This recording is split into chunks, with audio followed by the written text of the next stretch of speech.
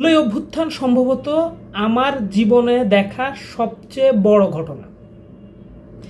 একটা মানুষ যদি এক জীবনে একটা গণ অভ্যুত্থানকে দেখতে পারে তাহলে এটা অনেক বড় একটা বিষয়। সেইখানে জুলাইয়ের মতো এত বড় এবং এত ব্যাপক একটা অভ্যুত্থানকে নিজের চর্মচক্ষে দেখতে পাওয়া, আমি মনে করি আমার মানুষ হিসেবে মর্যাদাকে অনেক উঁচুতে নিয়ে গেছে এই জিনিসটাকে দেখতে পাওয়া। আমি আমার জীবনে কখনো রাজপথে মানুষের লাশের মিছিল দেখি নাই। জুলাইতে আমি একাধিক দেখছি। সেটা যেভাবে নির্মমভাবে মানুষকে গুলি করে হত্যা করছে আওয়ামী লীগ সরকার এবং পুলিশ, র্যাব সহ আইন শৃঙ্খলা বাহিনী, এটা নজিরবিহীন। এবং হত্যাগুলো কাকে করা হয়েছে? হত্যা করা হয়েছে বাংলাদেশেরই সাধারণ ছাত্র জনতা, একদম নিরস্ত্র মানুষকে। একটা জড় মতবাদ, একটা ফ্যাসিবাদী মতবাদ, একটা জড় চিন্তা কিভাবে মানুষ হত্যার দর্শনে পরিণত হইতে পারে, এইটা শুধু আমরা এতদিন বইপত্রে পড়ছি। আমরা দেখছি যে হিটলার কিভাবে ইহুদিদেরকে বিমানীকরণ করছে। আমরা দেখছি যে পাকিস্তানিরা কিভাবে টেক্সটের মাধ্যমে বাঙালিকে 1971 সালে বাঙালিদেরকে বিমানীকরণ করছে, কিভাবে তাদেরকে হত্যার বৈধতা উৎপাদন করছে। এই যে যত কিছু আমরা টেক্সটে দেখছি সেইগুলাকেই চর্মচক্ষে দেখার সুযোগ পাইছি 2024 সালে। যে দীর্ঘকাল ধরে একটা রাষ্ট্র ব্যবস্থা কিভাবে তার নিজের নাগরিককে অপহরণ করার রাজনীতিকে করে গেছে, এবং সেই অপহরণ করতে করতে করতে করতে 4 বছরের একটা মেয়েকেও গুলি করে মেরে ফেলা হয়েছে। রাজাকার বলা হয়েছে। একটা দেশের অধিকাংশ মানুষকে একটা রাজনৈতিক মতাদর্শ রাজাকার বলছে।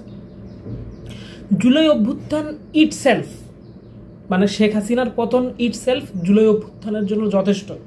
এর থেকে যদি আমরা এতটুকু পাইয়া থাকি, এবং যে একটা জাগরণ, সাংস্কৃতিক জাগরণ হয়েছে, সব মতের মানুষ এসে একটা মতে এসে দাঁড়াইছে, আমি মনে করি এইটাই অনেক বড় ঘটনা। আমরা যারা এখনো জুলাইয়ের ভিতরে আছি, আমরা এখনো বুঝতে পারতেছি না যে এটা কত বড় ঘটনা।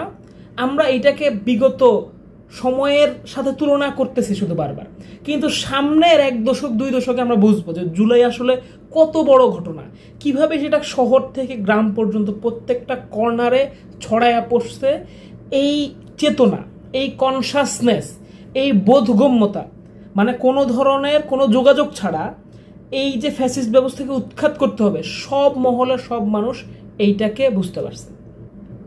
এখন জুলাই নিয়ে অনেক সমালোচনা আছে, মানে জুলাই অভ্যুত্থানের পরে যে নতুন সরকার আসলো সে কিভাবে দেশটাকে পরিচালনা করলো। আমরা দেখলাম প্রচুর মন্দির মাজারের উপর হামলা হইলো, ভিন্ন মতের মানুষের উপর হামলা, নারীদের উপর আক্রমণ, মব কালচার, এরকম অনেকগুলো দুঃখজনক ঘটনা আমরা দেখতে পাইছি। এই যে সংকটগুলা, এই সংকটগুলাকে পাশে রেখেই আমাদেরকে বুঝতে হবে যে একটা প্রবল ফ্যাসিস্ট, যে প্রবল ফ্যাসিস্ট আসলে এই দেশের কোটি কোটি মানুষকে কোনো ধরনের কর্মকাণ্ড ছাড়া টাকা পয়সা দিয়ে পুষছে, সেই মানুষগুলো এই সমাজে বিদ্যমান রয়ে গেছে, এবং তারা বিভিন্নভাবে এই সরকারকে, এই অভ্যুত্থানকে অসম্মান করা, বিমানীকরণ করা, শহীদদের ছোট করা, এই ধরনের কাজগুলোর সাথে একদম পুরোপুরি জড়িত আছে। সাথে সাথে সরকারের যে ব্যর্থতা সেটা তো আছেই। এই সব কিছু মিলিয়ে আমাদের মাথার ভিতরে এক ধরনের একটা হতাশা কাজ করে, কিন্তু আমি মনে করি যে হতাশ হওয়ার সুযোগ কম। জুলাই যেই মৌল চেতনাকে আমাদের সামনে হাজির করছে, সেই মৌল চেতনা অনেকটাই অবিকৃত আছে। আমরা অনেক ধরনের আস্ফালন দেখছি, কিন্তু সেটার সাথে সাথে সাধারণ মানুষের এই ধরনের প্রবণতাগুলোকে, মৌলবাদী প্রবণতাগুলোকে প্রত্যাখ্যান করার প্রত্যেকটা সিগন্যালও কিন্তু আমরা দেখতে পাইছি। আমরা দেয়ালে দেয়ালে সব মানুষকে নিয়ে মিলেমিশে থাকার কথা খুব পরিষ্কারভাবে দেখতে পাইছি। ফলে হতাশ হওয়ার খুব একটা সুযোগ নাই। জুলাইয়ের পরের বাংলাদেশ আর জুলাইয়ের আগের বাংলাদেশ একদম ভিন্ন একটা বাংলাদেশ। এখনও যদি বিদ্যমান রাজনৈতিক দলগুলো মনে করে তারা পূর্বতন পদ্ধতিতেই রাজনীতি করে দিতে পারবে, তাহলে তারা খুব ভুল জায়গায় আছে। এই প্রজন্মের যে ভাষা, সেই ভাষা কিন্তু এই দেয়ালগুলোতে পরিষ্কারভাবে আছে, মানুষের মনোজগতেও আছে। ফলে সেই ভাষাকে অ্যাকনলেজ করে সেই ভাষার পথেই বহুত্বের, সাম্যের, মানবিক মর্যাদার বাংলাদেশকে আমাদের নির্মাণ করতে পারতে হবে। জুলাই একবারে এসে সব কিছু ঠিক করে দিয়ে যাবে না।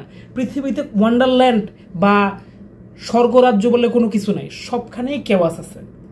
কিন্তু জুলাই আমাদেরকে যেটা দেখাইছে সেটা হইতেছে ঐক্যের জায়গা, এক বিন্দুতে আসার জায়গা। 5ই আগস্টের পর 3 দিন বাংলাদেশে কোনো আইন শৃঙ্খলা রক্ষাকারী বাহিনী ছিল না।